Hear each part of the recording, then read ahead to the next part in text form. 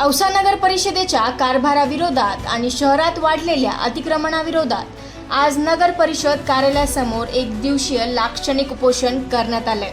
धक्कादायक बाब म्हणजे शहरातल्या डीबी प्लॅननुसार असलेल्या 10 मीटरचे रस्ते अतिक्रमणामुळे अवघ्या 5 मीटरचे झालेत। प्रशासनाच्या या दुर्लक्षामुळे नागरिकांमध्ये तीव्र संताप पाहायला मिळालाय। लातूर जिल्ह्यातील औसा शहर सध्या अतिक्रमणाच्या विळख्यात सापडले आहे। शहरातील मुख्य रस्ते, चौक आणि सार्वजनिक जागांवर मोठ्या प्रमाणात अवैध बांधकाम आणि दुकानं थाटण्यात आली आहेत। जागृत नागरिकांनी थेट पुराव्यासह नगर परिषदेच्या मुख्याधिकाऱ्यांकडे लेखी तक्रारी केली आहे। या तक्रारीनुसार शहरातील 10 मीटरचे रस्ते अतिक्रमणामुळे 5 मीटरचे झाले। अनेक चौकांमध्ये नागरिकांनी पायऱ्या आणि कट्टे बांधून संपूर्ण चौकच गिळंकृत केले आहेत। धक्कादायक आरोप असा आहे की या अतिक्रमण प्रकरणात नगर परिषदेमध्ये मोठी आर्थिक व्यवहार झाले आहेत, कारण वेळोवेळी लेखी आणि तोंडी तक्रारी करूनही प्रशासन कोणतीही कारवाई करत नाहीये। उलट तक्रार करणाऱ्यांची नावे अतिक्रमणधारकांना सांगून त्यांच्यातच भांडण लावून दिली जात असल्याचा गंभीर आरोप नागरिकांनी केलाय।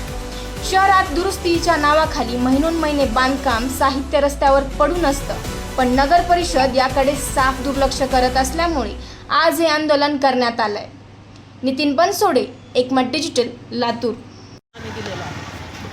रस्त्यावर असलेलं अतिक्रमण, रस्त्यावर असलेलं याचा उल्लेख मी मुद्दाम करते, कारण इथले काही राजकीय लोक धचा मा करायला कमी करत नाहीत, म्हणून रस्त्यावर असलेलं अतिक्रमण असा मी उल्लेख करते।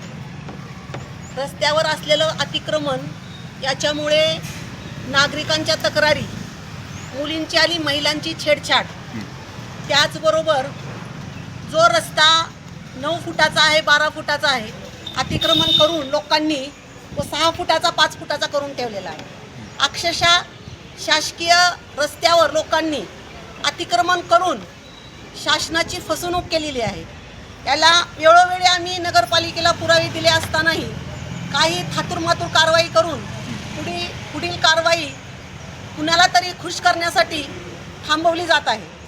आणि या विभागाचे, अतिक्रमण विभागाचे जे कर्मचारी आहेत ते चिरीमिरी घेऊन हे प्रकरण तिथल्या तिथं दाबून टाकण्याचा प्रकार इथं करत आहेत। त्याचबरोबर नागरिकांच्या जी मूलभूत सुविधा आहेत, पाणी पुरवठ्याचा विषय असेल किंवा कचऱ्याचा विषय असेल, तर तो इथं अत्यंत दीन अवस्थेत आहे। इथं कुणी कुणाचं मालक नाही, आवारा पागल दिवाना अशी नगरपालिकेची अवस्था झालेली आहे। कुणीही कुणाचं ऐकत नाही।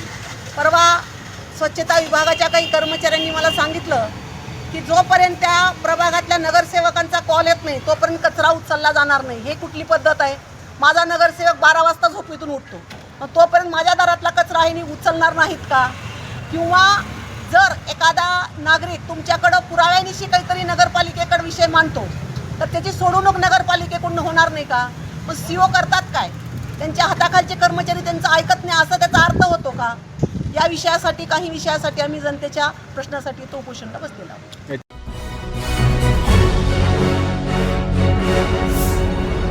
Thanks for watching Ekmat Digital.